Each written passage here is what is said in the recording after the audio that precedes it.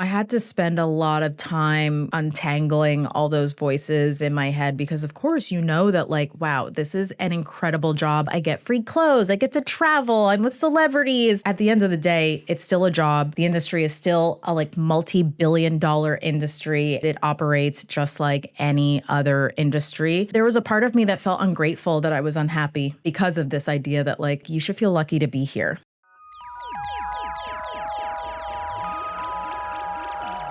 Welcome to The Slowdown, your time to define success and growth on your own terms with a little inspiration from others. I was joined in Brazen Studios today by Chrissy Rutherford.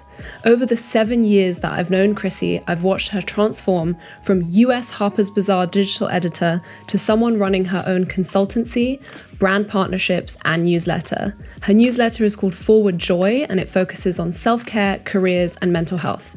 She speaks openly and honestly about everything from struggles with anxiety to being 39, single, and thriving. Going freelance and taking the reins on your life in this way comes with challenges, which is what we dive into in this episode. Thank you so much for being here, Chrissy. Thanks for having me. And for, taking your morning out to join us. Anything for you. I would describe you as a fashion and social media expert with over 15 years of experience across fashion and digital. You were digital editor at harpersbazaar.com, living in New York for almost 9 years, from 2011 to 2020. Yeah. Spearheading the magazine's Instagram account, which got over 4 million followers under your influence, along with fashion writing, celebrity articles, styling, producing, and hosting their YouTube series called Heel Hunters. Since departing Harper's, you moved back to your home county of Westchester in New York. You are now a writer, digital content creator, working with brands like J.Crew, Claudelie, JW Marriott, Net-a-Porter, De Beers, Reformation, American Express, Samsonite. I mean, I could honestly go on. It's like the wish list of clients. It's so good. I'm very lucky. You've been making content for your Instagram, which has over 167,000 followers. And you also have a newsletter called Forward Joy, which is dedicated to your journey of self-discovery, self-care, and self-investment. You write personal essays about relationships, careers, and mental health, alongside interviews with people you admire, ranging from astrologers to dating experts to mental health specialists. After an IGTV video went viral in 2020, you also co-founded a DEI consultancy business with your fellow friend and editor Danielle Prescott to help fashion and beauty brands implement anti-racist strategies in their brand communications. When I read that out loud to you, does it actually land for you how much you've achieved? It's just exhausting. I know. Sometimes people are like, what title do you go by? And it really depends on the context. But yeah, I've done a lot of things, and I kind of pride myself on being able to do a lot of different things. What titles do you flip between? For the first time, I feel very comfortable calling myself a writer. I did not feel comfortable with that title while I was an editor, funny enough. Like, I hated when people called me a writer, or even worse, a journalist. Wow. I felt like I wasn't worthy of that title. I didn't believe in my writing skills, and also what I was writing about, which was like what Kendall Jenner is wearing when she leaves her house. Right. It's like I also felt very uncomfortable with the term model because of also what it insinuates and connotates. You've already taken us back a few years there to your editor days. I want to go back even further because I'm really curious at what point in our childhoods we become aware of what success means and when we internalize those definitions. So if you could take me back, where were you raised and what were you taught success meant when you grew up? I was raised in Westchester County, New York, which is a New York City suburb. I was born to two Jamaican immigrant parents, and my parents came to the U.S. independently. They met in New York, and they came with nothing, not even high school degrees. So I always grew up watching my parents work very, very, very hard. The message that I was getting from them was I needed to get an education because then I could be successful, or then I could do whatever with my life, but I absolutely needed to get an education. What did you want to be when you grew up? Like when you first understood the concept of work, what was it you wanted to do? I went through a lot of different creative ideas. I remember like one of my first, I think literally in like second grade, I wanted to be a cartoonist or I wanted to be an artist. And it was always something creative. I wanted to be a dancer. I studied ballet and tap for many years throughout my adolescence. But by the time I was in middle school, I think I really started to discover my love of magazines, and I knew that I wanted to work in fashion. I was just absolutely obsessed with clothes and with magazines, because I think a love of clothes is actually not enough to want to work in fashion. But I used to study magazines like they were textbooks. Well, what were your favorite magazines to read? I read Harper's Bazaar, Elle, Vogue, like also read People, Teen People, Cosmo Girl when that was a thing. I'm like, so many magazines that probably like don't even exist anymore. Yeah. How does one get there from just having a love of magazines and buying so many to actually bagging their first internship in New York City? So this is an interesting story. My dad is a painter, not an artist, like contract work. And so he works for an interior decorating company in New York City that worked with commercial spaces. And they actually had a contract with Hearst magazines. And this is way back in the day when Hearst was actually spread out amongst like many different buildings in the city. So my dad was there painting people's offices and doing whatever needed to be done. And so my dad is a very friendly and social person, and, you know, he would make friends with people in the building. And so when I needed an internship, he just asked like a random person, you know, that he had been friendly with if they would meet with me. And I remember he told me like the first person that he asked was like, oh, I can't help you. And then he asked someone else and they met with me. I think it was an editor that worked at Good Housekeeping, but it was very clear like that I wanted to work in fashion. So then she just sent me to like HR and I met with them. God bless your dad. I know, seriously. Assistant. I know. That's great. And then what was the process like from there? I think people don't realize quite how much unpaid internship work is involved in getting to these positions. So what was the trajectory like from that very first placement that you got to like ultimately your editor role at Harper's? I mean, the internship was grueling. As I said before, I'm like, you really have to love it. And I did. Even the schlepping of like all the garment bags and running all over the city and just everything, getting the lunches and the coffees, like you had to do all of that. But I was very dedicated. I felt like I went into the experience also just already knowing a lot because of how much I loved magazines. And was very familiar with the brand because my only two internships I had were at Harper's Bazaar, and I worked in the fashion closet for the fashion director. But then I graduated college in 2008. So for anyone who is familiar, that is the year that the U.S. went into a recession and everyone was getting laid off. There were no jobs. So I had come out of school actually feeling very confident because of my internship and knowing what it meant to have interned for so many months at a place like Harper's Bazaar and having great relationships with the editors that I still tried to like, you know, keep in touch with. And so yeah, I came out feeling very confident that I was going to be able to get a job, and I took the summer off to enjoy myself. And then, of course, August, you start looking for jobs, and that's when everything started to hit the fan. So I ended up getting kind of a random freelance gig working as a sales associate at a multi-label showroom in the city. They did the sales for a lot of like contemporary European brands. And it was a great experience. It wasn't obviously what I wanted, but it was cool to see another aspect of the business. And I felt like, okay, well, I'm still in it, even though it's not an editorial. And I found it also just really fascinating getting to work with buyers and see them come in and how they would buy stuff for the season and how well they had to know their customer, because in some respects, it's the same thing as being an editor and needing to know your audience. Yeah, you're buying 6 to 9 months in advance, right, for things. And then how did you eventually land the Harper's role that you wanted? My first editorial job was at InStyle.com, and I got that job because one night I was going out in the city with my friends, and I happened to run into an editor that I had interned for while I was at Bazaar, like literally a random night on the street. And I went up to him and I was like, I don't have a job. Please help me. And he was like, okay, send me your resume. And I think it was about to be Fashion Week. So he was like, let's talk after Fashion Week. And he was the fashion director at InStyle.com.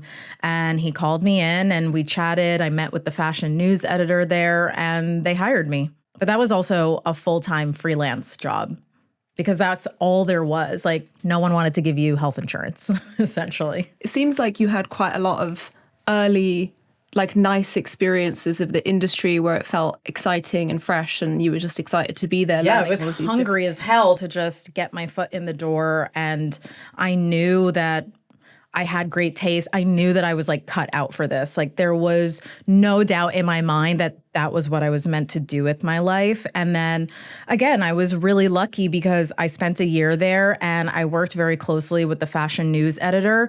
And guess what? After a year, she left to go take over harpersbazaar.com. And when she could hire someone, she called me. And then at what point in that journey did you start to, I suppose, see the shadow side of the industry and get a feeling of overworking or burnout? So I had a bit of a gap between the time that I went to that I was at InStyle and then went to Bazaar because the publisher of InStyle.com, which was Time Inc., had a policy that you could only be a freelancer for a certain amount of time, which basically got me to a year and then I was out.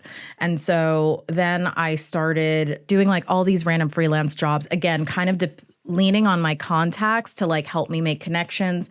I started assisting stylists. That was pretty horrific. Just like the overworking and them taking advantage of you. One stylist still owes me like $3,000 for a job that I did, and I will never forget that. And then I had a short stint at working at Cosmo as a fashion assistant, and that experience almost broke me. It was really bad. It kind of felt like I was being hazed by the editors. They were really horrible to me. I remember one of them was like, maybe you're just not cut out to work in magazines. I'm like, oh, really, bitch? In modeling, there was this weird sense of, you know, in America, I suppose they would call it the kind of initiation that you have to do into an industry. And I felt with modeling, it was like, our generation had such a tough time doing shows that when it came to the next generation doing the shows, like older models like wouldn't help younger models. They'd be like, you'll figure this out and you'll see and you'll learn and you'll have the same experience as I did because there's like a rite of passage. Yeah. And I found that insane. I was like, as the older model, I was like, I'm absolutely going to mentor and help and support. I feel no resentfulness around them having a better experience with more information. Right. Was it like that in that industry too? I think in some cases, but my thing with my experience at Cosmo was also like I was treated better as an intern at Harper's Bazaar than I was as like an official assistant at Cosmopolitan magazine, and they're not on the same level. Although like Cosmo is the moneymaker at Hearst. I just think in the industry, you're going to come across a lot of different attitudes and a lot of different personalities, and the staff there just was not nice.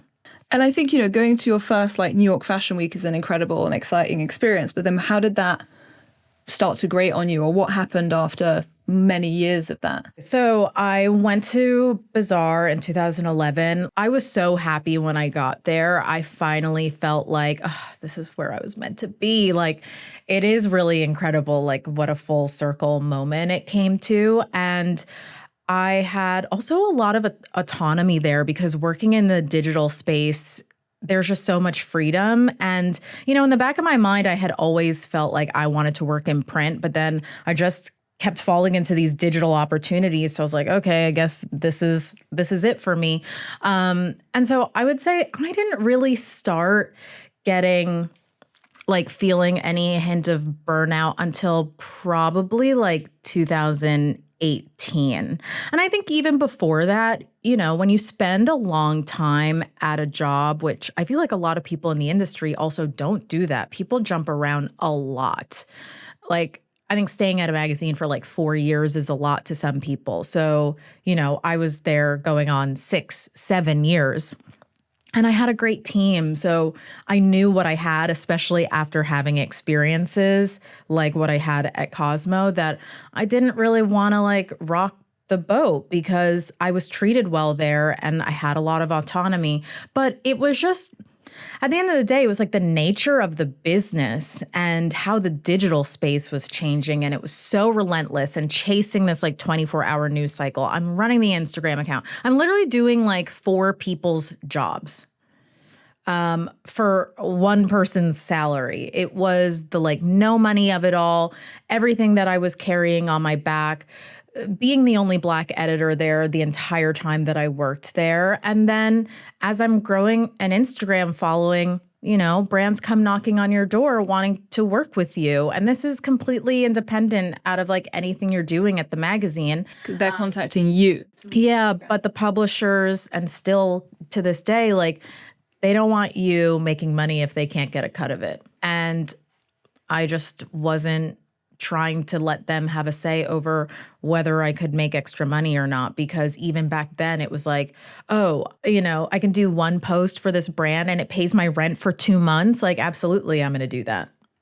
And does the role get any easier as you climb in seniority? No, it doesn't. And I think that's also a very important takeaway about working in the fashion industry is I think, when you're an intern, it's grueling and you're like, okay, well, when I become an assistant, it will get better. When I get to this level, it will get better. No, it never actually gets better because you just get more and more responsibility and more thrown on your plate. And even in the last few years, it's like teams are getting smaller and smaller. Luckily, I missed that part. I got out early enough that I didn't have to deal with like the dwindling teams. But that's what everyone who's still in editorial right now, that's what they have to deal with. But that was already kind of my experience, right? As I said, like I'm doing multiple people's jobs. As you're thinking, maybe there's a future for me beyond this role. Yeah. You must also have the voice in your head that's like, people would kill for this role. You should be so grateful. Like, how did you battle with the feeling of wanting to leave, but then what were the counter feelings? Yeah, I know I had to spend a lot of time like untangling all those voices in my head because of course that like, wow, this is an incredible job. I know objectively this is a really great job. I get free clothes. I get to travel. I'm with celebrities, like from the outside, I know what it looks like. But at the end of the day, it's still a job. The industry is still a like multi-billion-dollar industry and it operates just like any other industry. There was a part of me that felt ungrateful that I was unhappy there because of this idea that like, you even get it internally that people kind of insinuate like you should feel lucky to be here. And I wonder because obviously that's almost the externalized idea of success. Like you have reached the pinnacle of what other people think is important. So how were you able to kind of redefine for yourself or what was your process of going, everybody else says I should stay and that this is a great job, but what do I actually want? What will make me happy? Was there a process that you went through? Or I read A New Earth by Eckhart Tolle and that was really great. That honestly had like such a profound effect on me because it talks a lot about ego and success. And those are things that you come across so much in the industry and wanting to separate myself from, what everyone else in the industry sees as success versus what I do. And listen, at the end of the day, there was just a voice in my head that I'm meant for more than this. I just know it. Was there any particular final sign that was your like, now is the time to leave? I was torturing myself because I kept giving myself these deadlines of like, okay, I'm going to leave before summer. Okay, I'm going to leave after Fashion Week. Okay, I'm going to leave before the end of the year. And I just couldn't do it. Honestly, the day that I left my job, when I walked into the office that day, I didn't know that I was going to quit. The employees at Hearst were trying to unionize, and the company was obviously doing a lot of union busting. This was the very end of 2019. It was like November, and there were a lot of conversations happening, and I had a one-on-one with my boss after this big meeting that we had with like the president and the VP, where I just felt like there was a lot of bullshit being said by the higher ups. And so I said to my boss, this place is crushing my soul. I've got to go. I've got to go. And she knew. I'd had a conversation with her earlier in the year. She knew I was quite unhappy. And she tried to, pull some strings to make things better, got me a director title, got me a little bit more money, but it really wasn't enough. And again, she tried to make me feel like I was ungrateful for wanting more money. And so, yeah, it wasn't a huge surprise when I told her. And luckily, it was also, I kind of had like a very soft launch to leaving because I didn't end up leaving until February of the next year. So we started having conversations like, what would it mean for me to stay on as a contributor? Can I do that? What are the ways in which I can still work with the brand as it suits me while I go pursue something else? Because being a full-time employee here is just too oppressive for me. It was like conscious uncoupling. It really was. Harper's Bazaar. It was. And you then went completely freelance. Yeah.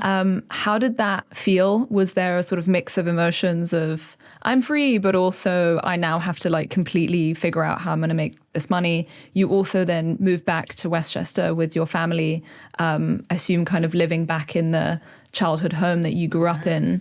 How did that transition period feel? Well, it was a bit odd because my last day in the office was 6 weeks before the pandemic lockdown happened. I actually came to London right after my last day in the office. I was going to hang out here for a few months and see if I wanted to live here because I'd covered London Fashion Week for many years and I just really liked the vibe in London. And then I had to abruptly come home, locked down in my tiny little East Village studio. And yeah, as soon as the pandemic hit, then I was like, oh shit, what did I do? Because I could be sitting on my couch making money from my very stable job that I never felt was in jeopardy on any level to I have nothing to do. I'm just sitting here. And I was going to pursue content creation full time or just see what I could make of it. So, but all the deals were drying up because everyone just pulled the brakes, obviously, immediately as the pandemic really started exploding because no one knew what was going on or what was going to happen. But in hindsight, I had 4 months of no work and it was amazing. And I needed it to decompress from my past life and think about what I wanted for my future life. And I started brainstorming what is now my newsletter. And I just spent a lot of time thinking about what I wanted my life to look like. So I actually don't have a sponsor and there aren't any commercial breaks in this season. Instead, I wanted to use this little pause to say how much we would love to hear from you. We want to get to know our audience better. There are lots of different ways to practice slowing down and lots of different people and stories we can hear from. So please leave a comment or a review on this episode to share your thoughts. Tools you use to slow down, someone you'd like to suggest for the show, or just your thoughts on the episode. This really helps us plan future episodes and cover things that you might be interested in. Now, back to the show. I know that astrology is something that you speak about a lot and is something you're very into. When did that enter your life? I mean, since I was a kid, again, since I started reading magazines and the teen magazines had the horoscopes on the back page. And I really liked that it helped me. It felt affirming for who I knew myself to be. It helped me understand my friends or other people around me. But I got more serious about it in 2019 because my astrologer that I met, I believe in 2015, she also teaches astrology classes. So she invited me to take her intro to astrology class, which, teaches you all the basics and how to start reading a birth chart. So I did that in 2019 and it came with a whole reading list. And so I just also started spending more time reading all the astrology books that I had and looking at my own chart and looking at other people's charts. And it's taken me a long time, but there's still so much I have to learn, but I'm happy about where I am and what I'm able to read from a birth chart. Well, I think one of the things that we love to share on this podcast is about ways that we've figured out to slow down in our day-to-day, in our micro. And I know that you receive that daily kind of affirmation from the universe email that tells you. Oh yeah, notes from the universe. Notes from the universe. And so are there any other things like that are kind of tools in your toolkit that you've found on a daily level help you reduce anxiety and slow down and kind of center yourself and be present? Journaling. I'm a big journaler. I always have been since I was a kid, and it really helps me process my emotions, just dump whatever is going on in my head that I just need to get out so it can stop, like I can stop spinning in circles. I also really love getting outside and going for a walk. It is like scientifically proven that walking in nature helps us process our emotions.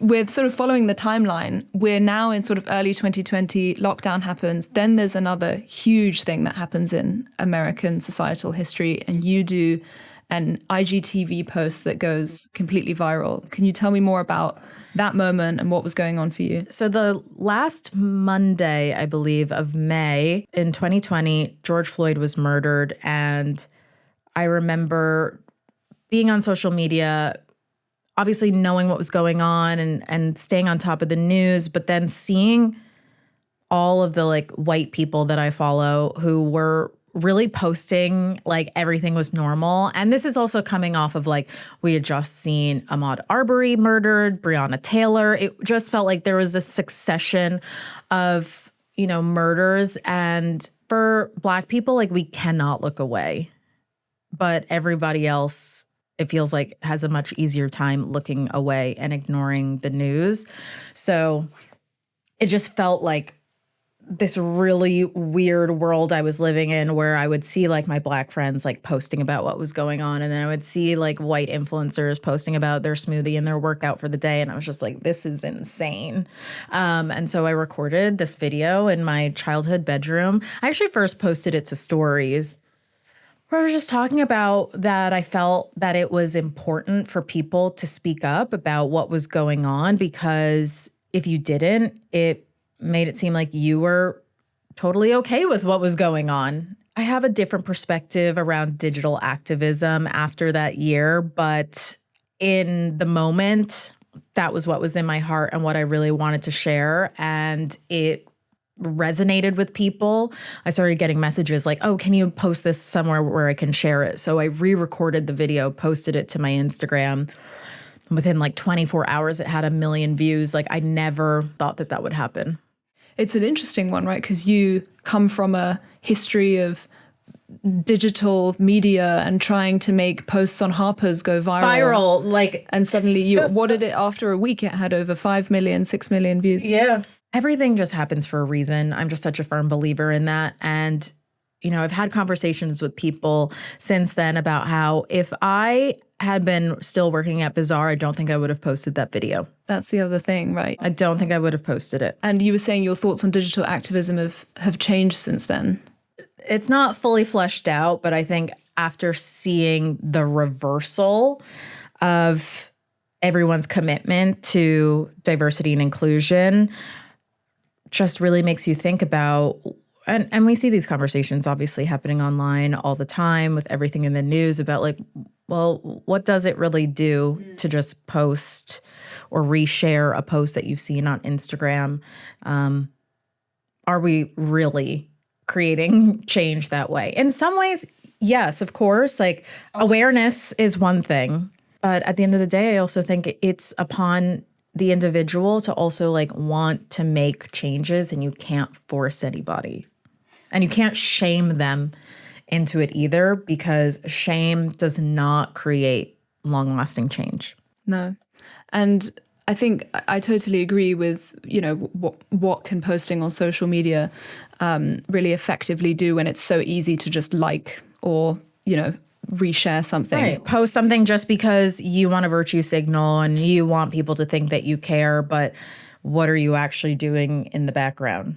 But your DEI consultancy that you set up with your friend, that is you actually going into businesses, not posting about it on social media, and speaking to people directly and trying to implement actual change. What do you do there? We were kind of looking at every aspect of marketing for the brands, their marketing and communications, both internally and externally, analyzing what their Instagram looked like, what their website and their e-com looked like, and helping them tweak things to be more inclusive. It's not rocket science, but a lot of times they wanted to act like it was, or that it was some radical shift that they had to make. And it's not.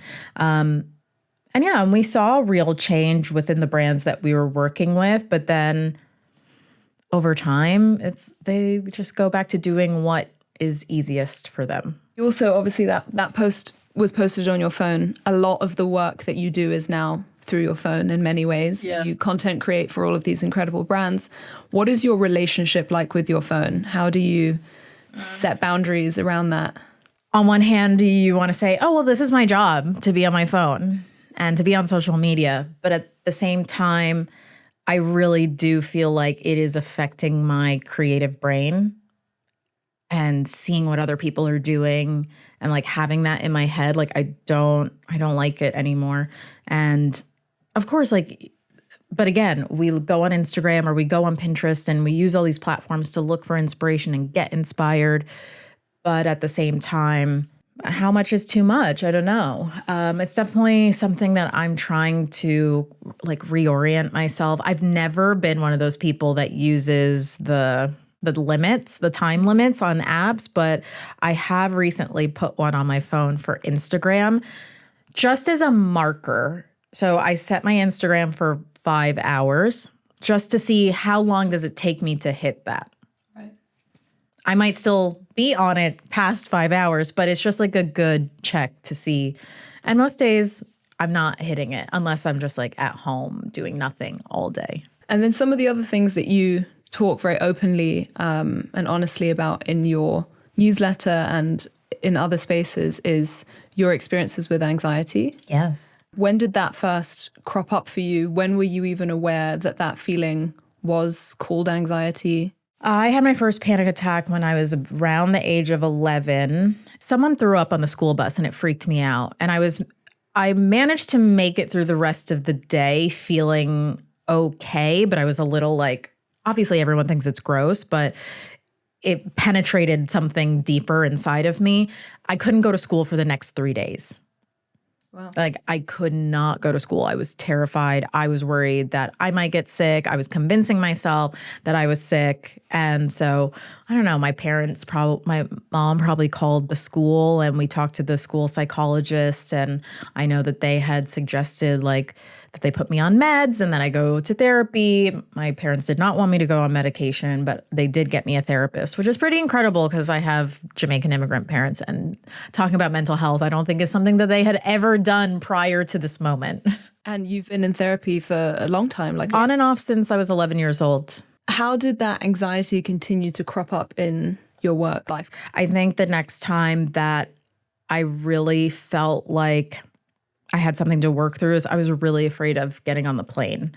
And in my job, I suddenly started getting more opportunities to travel, and that was an immediate issue for me. I mean, obviously I wanted to do it, but before I had my first work trip, which was to Miami for Art Basel, probably I think 2012, I had never been on the plane by myself. And I hadn't been on the plane in almost 4 years. And how did you manage to get through that? Therapy and Xanax. Fair enough. I would not have been able to get on the plane without medication, but also my mom came with me. So that was another thing, which felt obviously embarrassing. I'm 25, 26 years old, and I need my mom to come on a work trip with me because I can't. How did you explain that to the client, or did you just cover that cost? No, so it was actually for Bazaar because we were doing a pop-up shop in Miami. And so, when my boss said, okay, we're all going to go to Miami, I just had a side conversation with her and I was like, listen, I want to go, but I'm really terrified of flying. I'm going to fly separately with my mom. And so I booked my stuff through work, and then I just had my mom book her own flight and come with me. And luckily we have family in Florida, so it wasn't crazy, and it was only for a couple days.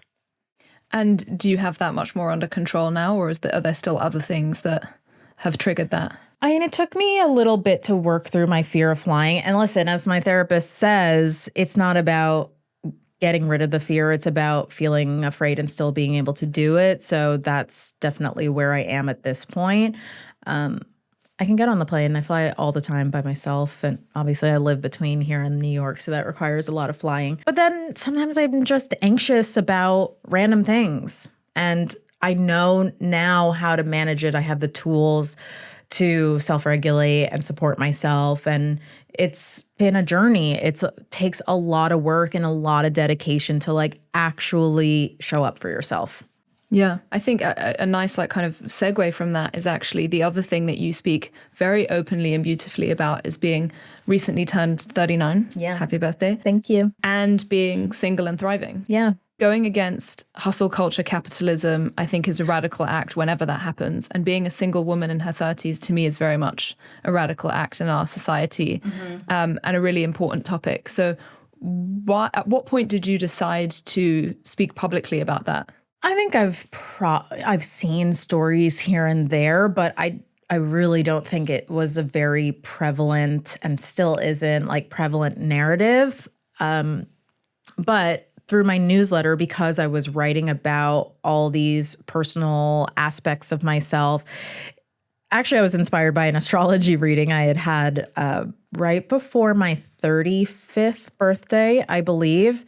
So for my birthday newsletter, I wrote, it was called like, this is the story like about myself that I want to let go of. And it was that something was wrong with me because I was single and because I had never been in like a serious long-term relationship, even at 35. Like, sure, I've dated a lot. I've done all the things, but in our culture, it's like if you haven't been in a relationship where it's like you can say, we were boyfriend and girlfriend and we did all these things together and we were together for like at least a year, it feels like it's not a legitimate relationship. How were you able to let go of that story? I think through the work that I was doing in therapy, I think the understanding of my natal chart, I have Saturn in the 7th house, which typically signifies like delays in marriage. And, when I first got my birth chart read, which was in 2015, this was something the astrologer had brought up to me.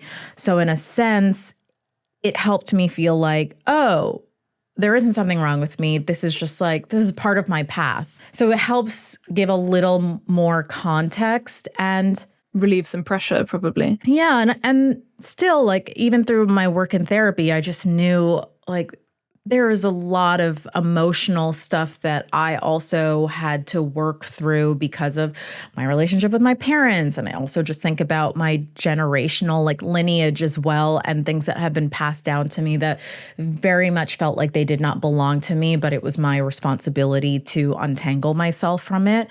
And I think there is a big story around relationships. And so the mastery of that and the mastery of myself and my emotional world, like that is the mission. I feel like there's a story that a woman is not whole or complete in and of herself without this. Yeah, you have less value. Person. You need a man to give you value. You need to be chosen. Like in the world that we live in, you're not seen as whole, or you're not really worthy if you do not have a man. I'm sure there's a lot of people who are thinking like, oh, well, what's wrong with her?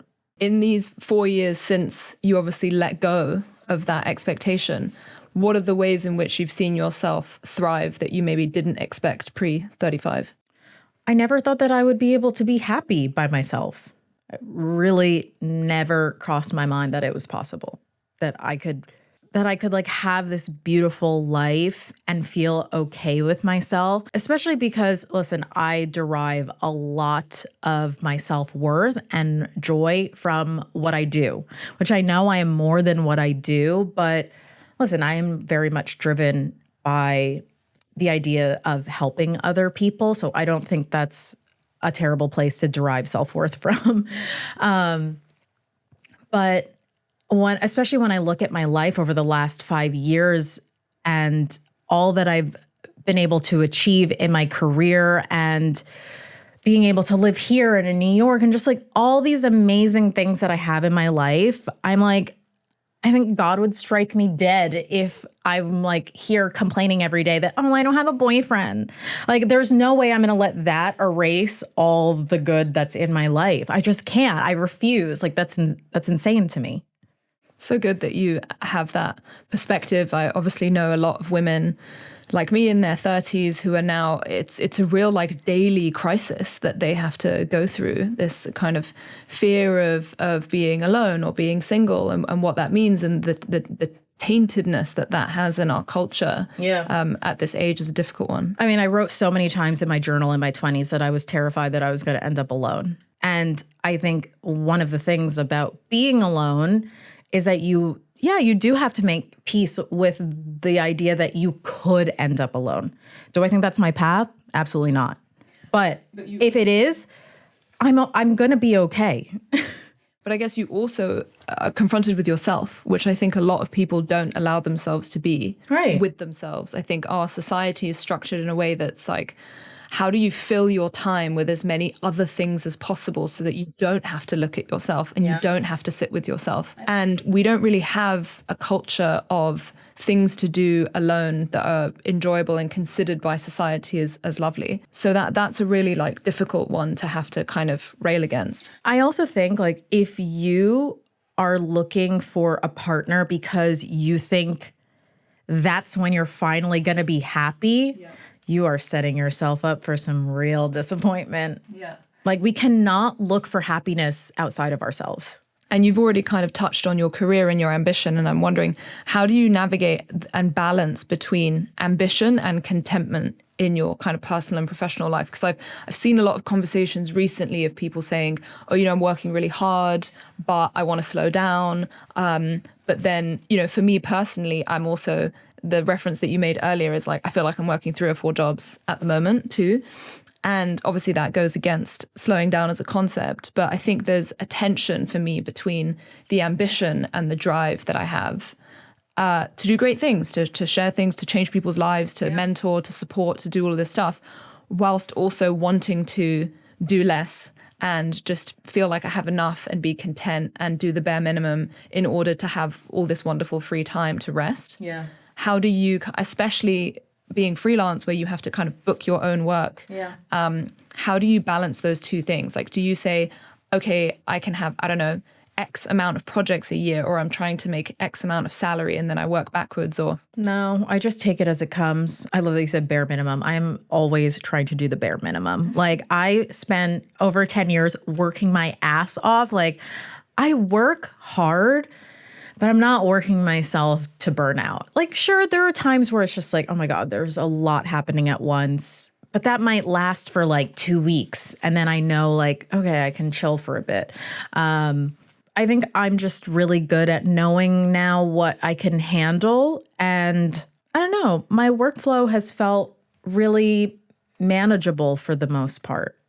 Does it help having management or an agent or a team to support you on that? I've kind of flip-flopped between the two for the last 5 years. And sure, it definitely helps to like have someone to take all the like emailing and the negotiating off of my plate. But I also really like money and I like to be able to keep all my money. So it's tricky. It's an interesting one, the like getting a manager and stuff, because I guess it depends on mindset too. Like, some people have the abundance mindset principle of like, well, I'll get so much work that giving this person 20% is not a problem. But if you have more of a scarcity, maybe is too strong a word, but kind of realist mindset, depending on what kind of work you're doing, you might say, well, a little bit extra emailing for me and I keep that 20%, but then you can reach a point where that becomes way too much. Yeah, it depends. I think for me, the management sometimes can feel like, and I don't feel this way about my UK management because they're amazing. But at least like on the US side of my business, all of my work was inbound. So it kind of feels hard to justify giving someone 20% of your work just to send some emails back and forth. That really got kind of tricky for me to justify. especially then when, there's mistakes happening and things slipping through the cracks. And now I no longer have management in the US. But yeah, I think at the end of the day, back to the ambition versus contentment, I'm an ambitious person. I'm a Capricorn moon. I aspire to great things. I have since I was a teenager. I like to work, but I also know when to enjoy myself. And I'm also really lucky that a lot of my work is quite enjoyable. Yeah. Well, you make it so, right? By working for yourself. Having had the career that you've had, is there any kind of 3 pieces of career advice that you would give to a young woman starting out in the industry in her 20s that feel like overarching things to maintain? One of my biggest life lessons from working at my corporate job was don't stay at a job too long. You are really going to hurt your salary. At the end of the day, you have to be testing your market value. You have to be interviewing and switching it up because I really hurt my earning capabilities by staying at the same company for almost a decade. It's really interesting to hear and interesting advice. I think you got to be easy to work with. I know maybe that feels like random advice, but I think you have to show up every day excited to do the work and excited to collaborate with people and be able to hear other people's ideas. That is the one thing that I do miss when I think about working in an editorial is I miss collaborating with a team. It's really, really special. And you can learn so much from other people. And yeah, I think it's really important to be able to just show up and be excited to work, even if it's not what you want to be doing for the rest of your life. And do you think in this day and age, people should be thinking about their, digital footprints? Should you definitely be on showcasing your work on Instagram, on LinkedIn, on TikTok, on? Well, definitely on LinkedIn. LinkedIn is the new place to be. I love it. Just to see what's going on. I don't post on there very often, but now there's LinkedIn influencers, so cash in. I have conflicted feelings about whether you need to build an audience on social media to be successful. Does it help? Yes, absolutely. Is it the only way? No. I think that's really important. And also for anybody who's an aspiring creator, I think that there is a narrative that you have to spill your entire life story or you have to air out your dirty laundry in order to be seen as authentic or relatable or to be successful. And I really disagree with that. As someone who does share a lot of themselves, I really, really disagree with the idea that you have to be putting your entire self out there to find success. I think you only do it when you really feel called to do it. I do really feel called to do it. I am a storyteller at the end of the day. I don't think that's the path for everybody. What's your new working definition of success? Success is ease. Just being able to move throughout my life in a way that makes me happy and not feeling like I'm constantly run down or I'm straining or I'm going against the grain. It's there just needs to be an easy flow to my life. That's how I know I'm in alignment. And is there anybody else's life that you see that you really admire for that you think, wow, that's an example of somebody that lives with ease, that sort of sits as a great reminder and example to me? Oprah. I mean, I can't imagine her life's that easy. It does not look easy at all. Well, obviously, she's got the money now to live an easy life. She just gardens and stuff, right? Yeah. Honestly, Martha Stewart, Oprah, and Gwyneth Paltrow, those are my 3. I love them. For any particular reasons? I think for the lifestyle that they live. Did you watch the Martha Stewart documentary? Absolutely, I did. I am obsessed with that woman. She is the original influencer. She's a boss-ass bitch. I thought it was a really great documentary showing how when a woman is successful, how she can be torn down. I mean, they had it out for her. It was very clear. But she's back on top where she belongs. Okay, well, my last question, which I always end with, is if I had to watch one film or read one book or go to see one piece of art that would help me understand you better, what would it be? I mean, I want to say Clueless because I feel like that movie, oh my God, that movie speaks to me. Rocked my world as a, 10-year-old? I feel like this that was, outfit is very Clueless. the style in that movie was very impactful and is still like, that's how I like to dress. Like her little skirt suits, kills me. But The Places That Scare You by Pema Chodron. Why that a book? profound book. Is it a novel or a... No, it's a spiritual text by the Buddhist monk Pema Chodron. It talks about how not to let the difficulties that you experience in life harden your heart. Why do you think it's important to keep our hearts open? Because that's life, baby. Like, that's how we're supposed to move through life. Like, we're just supposed to be open and loving, and we're all on this earth to learn and to love. It makes me think of another question, which is spending all of this wonderful time with your parents. I'm also very connected to my parents, and when I left New York in 2016, I moved back in with my parents into much closer quarters of a very small flat. But and I'm so grateful for that time that we spent together. Are there like 3 top things that you've like learned from your parents in the last few years? As I said previously, like, they are the hardest working people, and saving my money, like, that is something that has been drilled into me. And I think especially in the line of work that I do, where everyone's like trying to flex on everyone and you want to have nice things, none of that interests me. I'm like, I'm trying to accumulate real wealth. I don't want the appearance of wealth. And my parents are very generous people. They help others without even thinking about it. Generous with their time, with money, with love. They're just incredible people. Actually, one of the biggest lessons that I've learned from them as a what not to do is that I need to enjoy my life. Like, I know that everything that they've done and all the sacrifices they have made is that so I can enjoy my life in the ways that I've been able to, and that I can have that ease in my life, because they did not have that. Well, thank you so much. Thank you. Thank you. Thank you for tuning in. This episode was hosted and created by me, Tiana Tambridge.